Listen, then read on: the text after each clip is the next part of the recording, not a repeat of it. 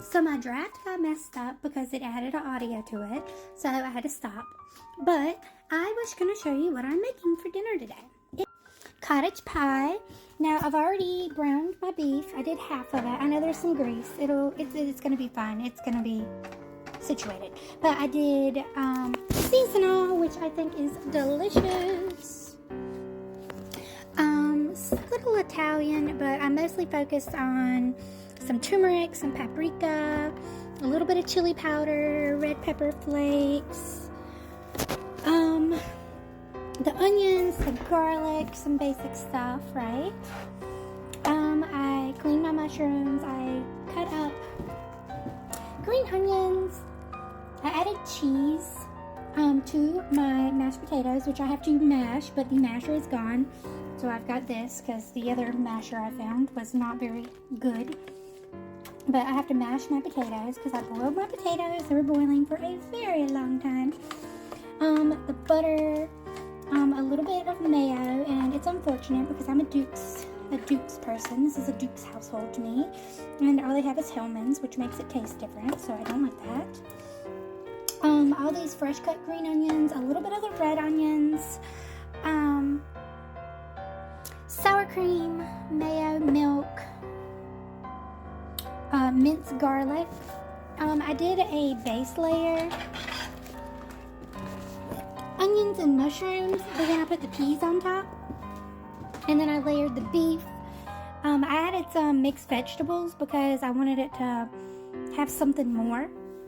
And then I did cheese. I'm about to do more potatoes, then more beef, more mushrooms, the corn, some more potatoes, and then more cheese, and then it'll be done. So this is the progress. A couple things I forgot to mention. I normally add a little bit of onion soup mix to the potatoes. Yes, I know there's like 3 different kinds of onion soup mix, whatever.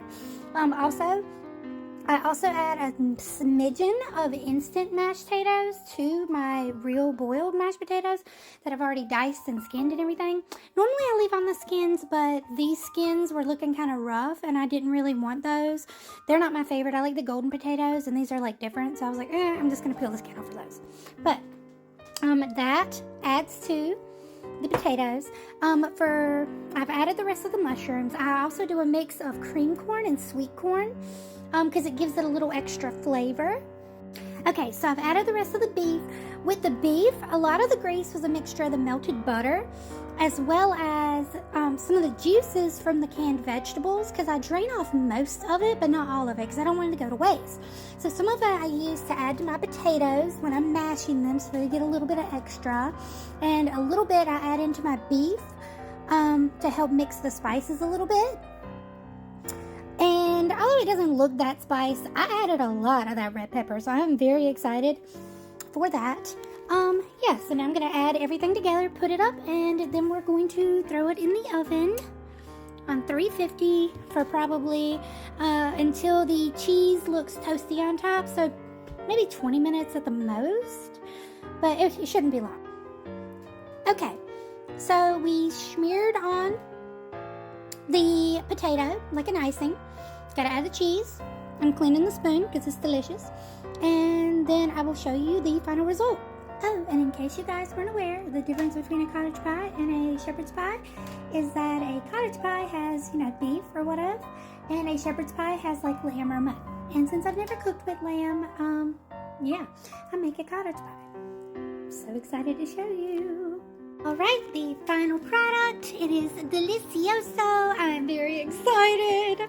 Put a little bit of black pepper on top. It's a mild cheddar because that's the only one I like. I didn't brown it all the way because I do like it to be a little bit gooey. You can see it's still very hot. But yeah, it's going to be delicious. And if I can rustle up a baguette or some French bread to like toast and butter to go with it, that'd be lovely. But it's also just perfectly fine as it is. Yeah. Cool. All right. Bye, you guys.